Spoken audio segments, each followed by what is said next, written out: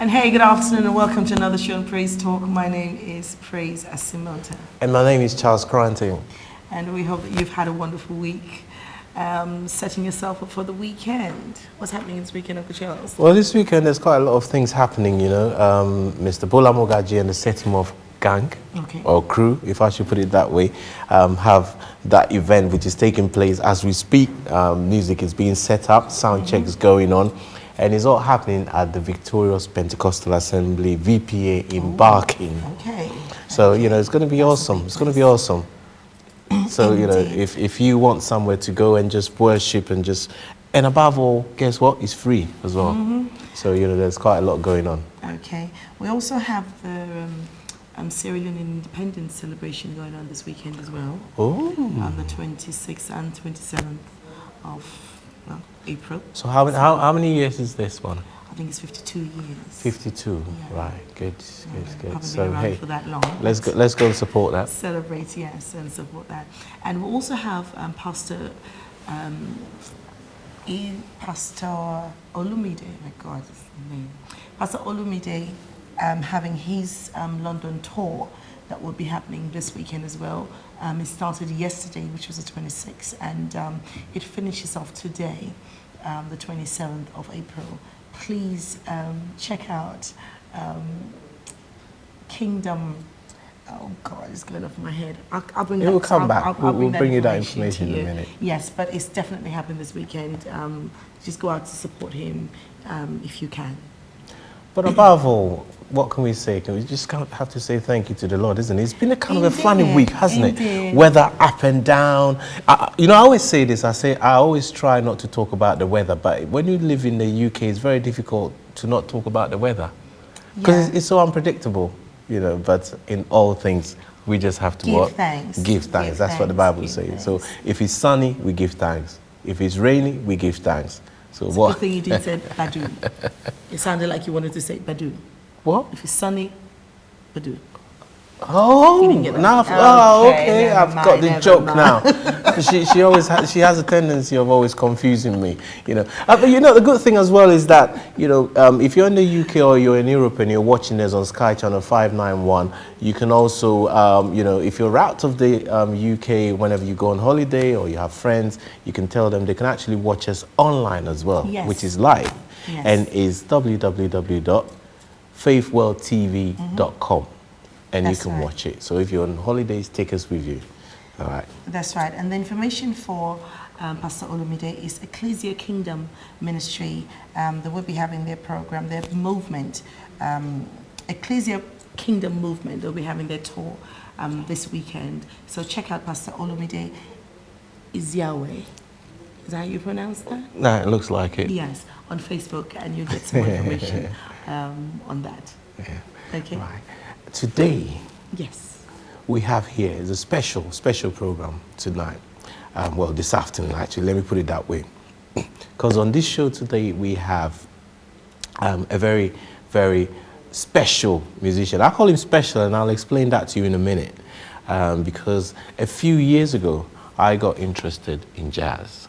And therefore, I was scanning the whole spectrum of jazz musicians. And his name came up as an African who actually plays the saxophone, is a jazz musician and a gospel musician as well. So he two roles. Well, if you're from Nigeria, you already know him. If you're from any other part of the world, I'm sure you know him. For those of you who don't know him, we'll be having a chat with him very soon. Well, it really interested me today because I mentioned his name to a 60-year-old man and he didn't know him. So there you go. I was like, he is such. Anyway, I'll just leave it as that. Indeed. But right now, we have a video of one of his performances for you. Let's just check him out. And when we come, the man is right here with us on Praise Talk this wonderful Saturday afternoon.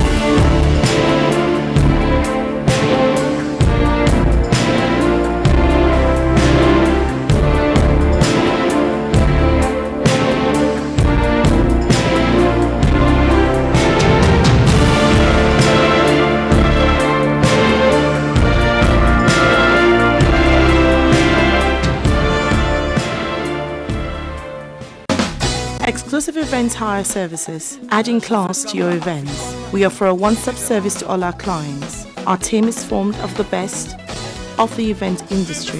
It would be our pleasure to put our extensive experience and expertise to work for you. We manage and plan weddings, birthdays, christenings, anniversaries, celebration, parties, team building events, and many more.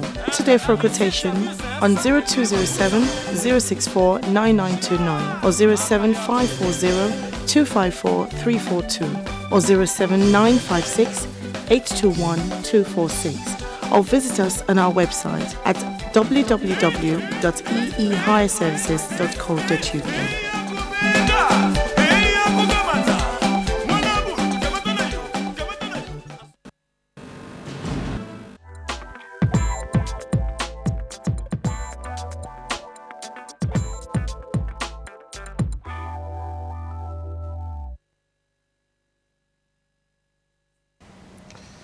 Welcome back.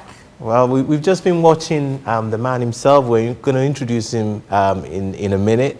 And that was one of his many events. This was held in Lagos, Nigeria last year. Massive event. We'll be talking about that shortly. But Auntie Praise, shall we welcome Mr. Mike Aremu? Yes, sir. You are welcome to Praise Talk Show. It's a pleasure to have you here. Pleasure to have you here. Same here. Thank you. Oh, man, it's good. Today we have the great saxophone behind us. Man. Yes. What an honor. Her name is Eniton, by the way. Oh, it's a she. Is a she. Privilege. Why do musicians always name their instruments? Well, I don't know, because and the cars. the sound, the smoothness of the sound, I Wow. think that You can be can't likened get to a that from a woman. man. Yeah, You can't yeah. get that I mean, from a man. on this one, I would agree. You know, like. Yeah. I like when he says on this one, I will agree. Oh, you're just going to make you've made anti-praises Yes, thing. I'm blushing. Anyway. So, tell us a little bit about Mr. Mike Aremu. Where did Mike Aremu grow up? Mike Aremu was born in Kaduna, which is the northern part of Nigeria. The language there is Hausa, major language. I was born and I grew up in Minna in Niger State, also northern part of Nigeria. And music for me started, in the church. We have this church they call Cherubim and Seraphim Church. It's a white garment church. Okay. And usually the tradition is for every kid to be able to play some kind of instrument. Okay. So, I started with the local drums, and then I picked up the trumpet, and then a bit of every other instrument. So I took mine a bit far, and I would practice on every instrument that I came across. And saxophone was the last instrument I picked up. But it's kind of interesting, really, because with most young people, usually when they're picking up an instrument, it would either be the keyboard, yes, or somebody would want to play the bass guitar. But the saxophone, that's a bit unusual, though, isn't it? Well, when I was small, the saxophone, I didn't have the privilege of. Now, these days, even back in Nigeria, saxophones, you see a lot of them. It never used to be like that. I used to see the saxophone on TV, and I used to say to the saxophone, when I see you play, Wow. But it was an instrument that was kind of elitist, isn't it? It just had, what the day I remember, the day I saw this, the day I saw the first one, I saw that fine instrument in the box. I was like, wow! I just didn't want to touch it. Like, wow, how beautiful it looks. So for me, when I was in the north, there was no privilege at all to learn the saxophone. So how old were you when you first started playing? I can't, it's as long as my age, to be honest, because I can't remember. I would say 8 or 7, but that might not even be fair, because I know. I started really, really, really young. Yes, yes. And it's the last instrument that you said you picked up? The saxophone, yes, which was in 1991. So what, you mean you've been playing the saxophone for about 11, 12 years, something like that? I switched completely to saxophone in 1995, thereabout. Like, I really just faced the saxophone. I got an opportunity to learn the saxophone, and in 4 days, I was sounding like I'd already been playing like 4 forever. days. So even the guy who taught me how to play the sax, up until now, still never agrees that, okay, he taught me. Have you seen where a teacher is saying, no, I didn't teach you? So was that kind of formal training or the usual like in It church, wasn't. you know, I'll somebody tell you what teaching you a happened. few We were- chords and stuff like that? We were at a practice, and he was a drummer as well as a saxophone player. Not very good on the saxophone, and he's a very, very funny guy. And he said, you know, Mike, take the saxophone, give me the trumpet. And he was fooling around with the trumpet, and you know, told me, okay, play the D scale. It's like. Well, you already had some music influence. Oh yes, and already. obviously you knew Yes, your so scales for and me- things like that. Well, you right? mean you used to play the trumpet? I used to play the trumpet, Right, a bit of okay. every instrument. I played a bit of guitar, the keyboard, the drums, the bass guitar, the talking drum, everything that I had the opportunity to learn, I did, you know. But you know, this was just to keep. The only thing I didn't do was sing, you know. But now I sing. Nice. I'm telling you. There's a track on there. Before you came in, I was talking to the producers, and he was singing one of the songs on the album. Well- and I must say, you know, you did quite a good job. Well, I take the risk sometimes. No, but I think it was a risk worth taking because you know it comes out really good. We'll be talking about the album shortly. But then, so from you lived in the northern part of Nigeria, and in that part of Nigeria, or usually in the northern part of most of the West African states, Islam is very, Yes, yes, you know, yes. was there? When you mentioned that, I Yeah. actually thought you were going to say that You were came Muslim. from You know, a it's- Muslim background. there was a lot of, I mean, it was Islam majorly, but you had loads of churches as well. Even amongst, what people don't know, amongst the northerners, the Christians. And that is why these days it breaks my heart to see the places you used to go to, and it's turned into serious religious war area, people, you know, killing each other. Yeah. And it really saddens one to know that, wow, this is where I used to walk freely. And you know, I remember that even when we had Christmas, we would take, some of the Muslims would take stuff to them, and same thing when there was no religion, you know, barrier. But these days it's just something else. I grew up in a place that wasn't too far from Muslims as well, and I used to remember when it was time for all the Muslim festivities and stuff like that. We were, as kids, you know, we used to go around and Exactly. we would have rice and chicken and stuff like that, you know, in those days. I remember asking my parents, can I go to the mosque with my, that's to let you know, like, you know, because my friends were, you know. Houses. And they're like, are you okay? Are you serious? You know, it's quite interesting, but we pray that, you know, there'll be peace in, you know, in that's these why parts of when the you come to nation. this part of the world where there's some kind of freedom to do, and then Christians, we don't realize what privilege and honor to. There are places where you can't even carry the Bible openly because you're scared the next thing that may happen. Do you know what I mean? Like, but we have the boldness, just like Jesus Christ took the veil, that we could go, you know, boldly into the presence of God, and we take it for granted. People they take other things, but people are being, you know, persecuted, and then they still serve God. You know, it's such a challenge. I see some of my friends who back in Nigeria, I'm still in Jos, and I'm not the one in Jos, but I'm like, do you know what I mean? How Like, you coping? you know, I went to uni in Maiduguri, it's a further part of, I mean, that place is a serious, what they call Boko Haram, you know, zone. And I'm like, it was a peaceful state, like a very, very peaceful. I've never seen, you know, and then the same place, you know, people have moved, and I mean, I've just left the place. Well, I mean, the Bible does say that, you know, in the last days there will be wars. And rumors of wars. Tell me that. You know, a lot of it is showing that It's fulfilling, it's fulfilling Bible scripture. prophecy, yeah. I agree with you. You know, I agree with you. Fulfilling scripture. I was ministering someone, I said, you know, they were talking about, you know, same sex and all of that. I said, listen, these things you can't pray. Like you just said, no. Yeah, you can't, you can't, because I don't know the policy here, so you have to respect, you know, everything. But, you know, I said, you can't fight these things because it's been said It's in the in word. the- It it's will in the be scripture. fulfilled. Let's not deceive. and a We lot just of have to be, it- ready and prepare ourselves to know the Exactly, times that we're exactly. in. Exactly. Everything has been recycled. There's nothing. There's nothing. There's nothing new under the sun. True. Nothing new. You know, and it's just Nothing that new. sometimes when we shield ourselves from information, or we shield ourselves from certain things from happening, or certain things, it doesn't mean that they're not happening. True. So you might as well get yourself out there, No, get I mean, to know, at the end of get the to day, know, you know, and know if you- where to go, where not to go, what to Yeah. do, what not to If you do. check out the scriptures, I mean, some of the things that happen in our societies, in our communities, were things that happen in places like Yeah. Sodom and Yes, Gomorrah. definitely. And at the end of the day, what really sort of encourages me is the fact that there's always a remnant. And that's what we're looking at. True. You know. And anyway, we're getting all Back preachy, to aren't you, we? I Back to you. know, but- Let's leave church. Let's leave the preaching. No, And it's good to talk because then we're getting to know more about you. We know that you don't just play the saxophone. You have, there's a foundation, there's a root to where yes. you've come from. So, what made you fall in love with the saxophone and stay with it? I think it's the sound. It was a bit closest to the voice for me. And Okay. I remember as a trumpeter, people would tell me that, oh, well, I thought you were playing the saxophone.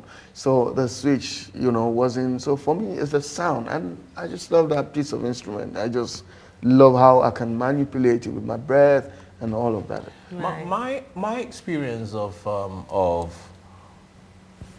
an African artist playing the saxophone, my first exposure to an African artist playing the saxophone was Fela. Yeah. And Fela used to do Afrobeat. Yes. Now, I would have thought if somebody who comes from Nigeria, who would probably, I don't know if you sort of, it was a sort of motivation, but I know for a lot of musicians, especially people who played saxophone, he was a motivation for them. I would have thought, okay, maybe do some local stuff. And then all of a sudden, here we are, Aremu, jazz. How did you get exposed to jazz? Well, I believe Afrobeat itself is jazz. Jazz origin was from Africa. Exactly. So there's no music that you take out from Africa that does not have a jazzy feel to it, depending on the interpretation. So for me, jazz is, Afrobeat itself is jazz. It's, and it's a part of so many genre of music within the African, like the Nigerian. There are so many dialects, and they have, all of them have different kinds of music that would amaze you. I could stay all my entire life and not be able to explore everything, all the genre, the kind of music. There's a part, the middle belt of Nigeria, that has been, that inspired my long breath when I'm playing. I've seen them play a local instrument, and they will stay so long, playing the breath for long. And I say, wow, if these guys can do it, I can do it on my saxophone. And then that's how my inspiration came. And then I can... I've watched you play, I think it was, I can't remember, I think it must have been at Ibitayo's album launch here in London. Okay. And you were playing, and you played a note. And here's Mike walking up and down the stage, and he's like, and I'm like, is this guy breathing, or is he going to collapse any minute now? And it just went on, and I'm like, wow, that's amazing. So that's how you developed that inspired me on that. So African music is rich. That is a penetrating skill, because I had one of your guys, I mentioned his name earlier, that ministered at our church, and he did that, and it just brought such an awesome atmosphere, that I could not explain up until now. What, how he did it, how he did it, but what it just brought such a sense of worship, so, like a sense of God just came into the room, when he did it, and it blew my mind off. Praise was talking about one of your guys being somewhere and doing something, and I've actually met a few musicians, a few saxophonists who maybe you might not know this, but have actually said Aremu is our inspiration. What does it take for somebody to be an inspiration to somebody else? Well, I think it's just about obeying God and not making you be the reason for whatever you're doing. This is what I even say to people. I seem to have a lot of discipleship from musicians, not even just saxophone players. Now, I think it's just you daring to take to pioneer stuff. You know, I remember when I released my first album in 1999 in Nigeria, and it was gospel. There was a lot of fear. How would people? Saxophone alone is a genre. Jazz alone is one genre. People are not going. It's seen as very elitist, isn't it? Then you say you are a gospel artist, and then from Nigeria. So you know, I thought about a folk song, for instance, and I just said, you know what, I'm gonna go for it. And before I left the studio, my music was playing on every radio station all over the country before I even finished the album. So that acceptance, you know, just showed a lot of other kids I know. If Mike Aremu can do this, we can do it. And that is when I see people who say, I mean, I've met people who say, I just went to Nigeria recently, and then the saxophonist in that church came to meet me in the hotel. He actually pushed the pastor that, please, you have to bring, you know, they were planning to bring me, and he just, I mean, a matured man, married with kids now. And he told me that, Mike, you know, I would say the reason why I'm where I am today is because of you. And I said, and then he started breaking it down.